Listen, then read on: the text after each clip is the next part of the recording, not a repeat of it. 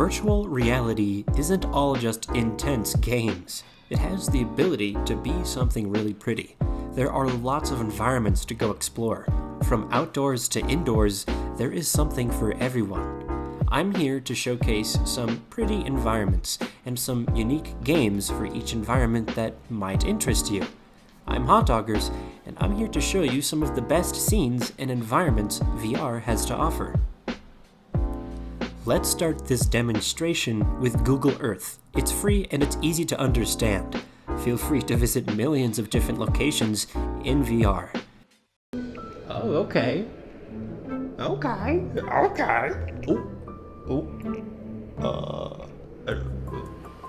Okay. It's a different feeling being able to physically look around and ground yourself. Looks pretty neat, but honestly, the real world is something we can just go see. The whole purpose of this video is to show you lands of fantasy and wonder. But for now, let's keep it simple. How about forests? A bundle of trees in a field is always satisfying to experience. Let's take a look at a few different forest environments for starters. There are lots of forests to go to. Way too many to keep track of, but I can also go to different locations that display different times of day. I can go to forests at night. Most forests at night can be beautiful, but in my opinion, night is scary, and with my fear of the dark, it only amplifies when I'm stuck in the middle of a forest at night. Most of the beauty comes from the lighting.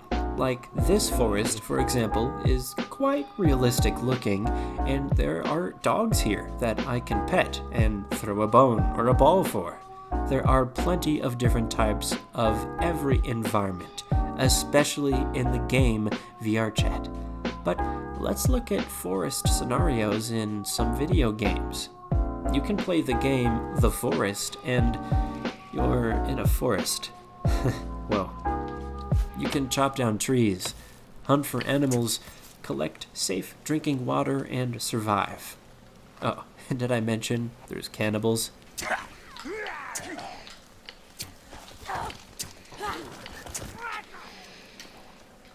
Another fun game to play is named Green Hell. We don't visit a forest, but instead a jungle.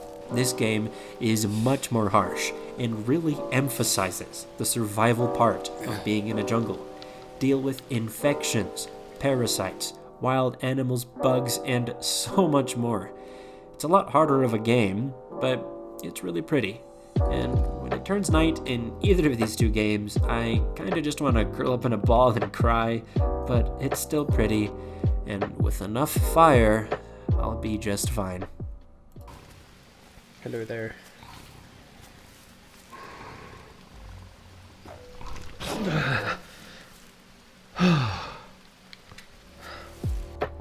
But this is just an example of one type of environment. I could make an entire video on tons of different forests, fields of flowers, and bushes, but let's move on. The water. The water is a great place to move on to. Of course, you have beautiful lakes, and perhaps you want to spend time in a cabin near the water, where you could choose different places to go swimming and relax in different types of bodies of water. Diving into the water, at least for me, scares me. Because of my fear of the dark and not being able to see, it makes me uncomfortable, but I do have to admit, there are some really neat places filled with an apocalyptic amount of water. Whole worlds filled with sea creatures, beaches, and other beautiful scenery. If we switch our gears back into games, we can have some pretty wonderful experiences with water. I mentioned this game before, but Walkabout Minigolf has wonderful underwater experiences. A submarine looking out into the sea. I mean, look, you can see the entire course, and we are in the middle of an ocean. It just looks really cool. And an additional upcoming course for Atlantis the Sunken City. I sure am scared of the water, but this preview looks Awesome, and I'll have to at least check it out when it launches. And then there is Subnautica, but my fear of the ocean will absolutely prevent me from even touching this game. Let's move on to space. It's a commonly requested thing amongst many different people. There are different space scenarios that you can put yourself in. One of my favorites being this asteroid belt you can fly this awesome spaceship through. If I had friends, we could battle each other in space, dodging missiles and getting into dogfights. A more relaxing environment with the pretty sky is always a good choice too. And you could even walk on the moon. But I think the moon is much better in a game called Bonelab. This level in Bonelab is considered to be the most boring level in the game, but it honestly has a pretty good representation of the moon, with zero gravity and sandbox tools to play with. I don't play much of this game for that it was personally disappointing, but seriously, playing on the moon is extremely fun.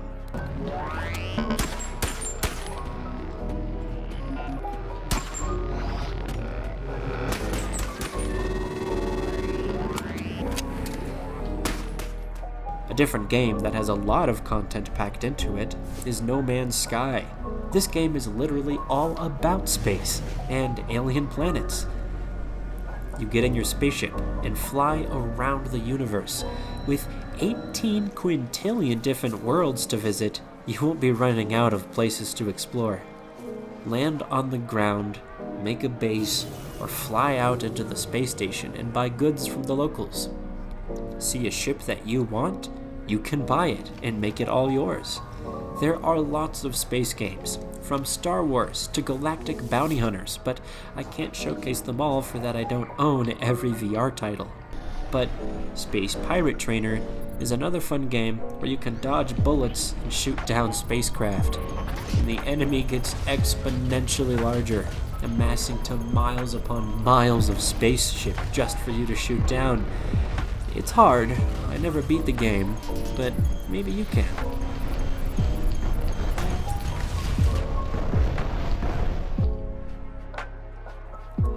Going back to Earth, there are plenty of snowy environments, from snowy forests to ice lakes and cozy cabins.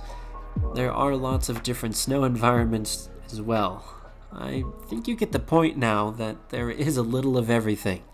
I won't go over everything because, trust me, if it exists, it's probably in VR somewhere.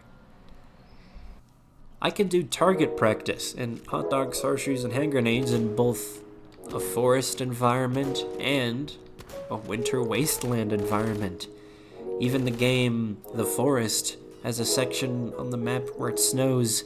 If you really wanted to, you could attempt surviving in the harsh conditions, but from fantasy worlds to real-life examples, VR has a lot of different settings that you could explore.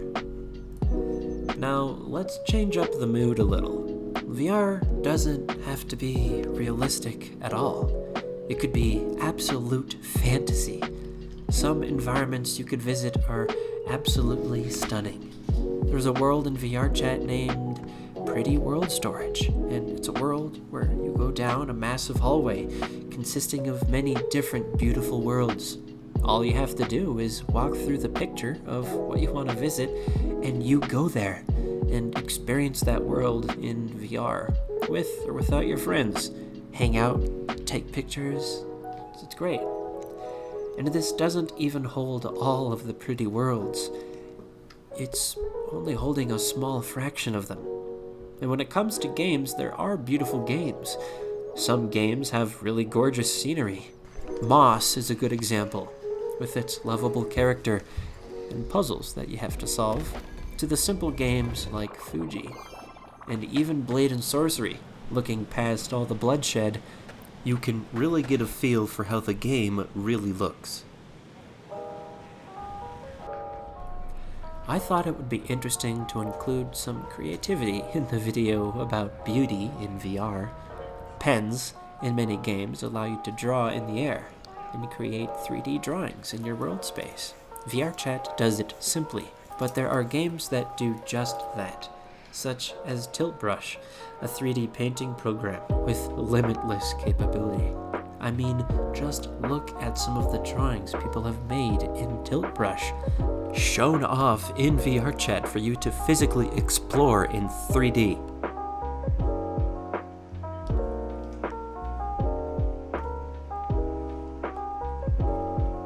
Like this scene, for example. I can click on the painting and be teleported inside of the painting, walk around, and look at what this person made in their 3D software in a 3D space.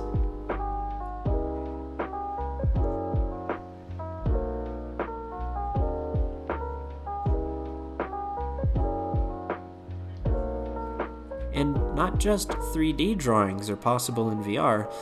You could graffiti with spray paint, an endless supply of colors and creativity. There's a game for that too, that just focuses on graffiti, having lots of different heads for the cans. Painting is possible as well. All of these paintings were made in Vrchat, using the paintbrushes supplied to them in the game. Creating beautiful scenes is easier by the day, with using 3D modeling programs to create your own rooms and environments. There are even museums of different assets you can use. You can tour them in VR and walk up to each item and explore hundreds of different fun objects and shaders that you could purchase with real money and include in your own world. It's amazing what VR does. The immersion feels like nothing else in the world besides truly being there. But going to space is hard, and going scuba diving can be great in real life, but when you can do it at a decent fraction of the experience from home, it's a cozy feeling. I didn't brush up on everything, but I'm sure if you get into VR yourself, you will be amazed at what you can find. I'm Hotdoggers, and this is what virtual reality could look like.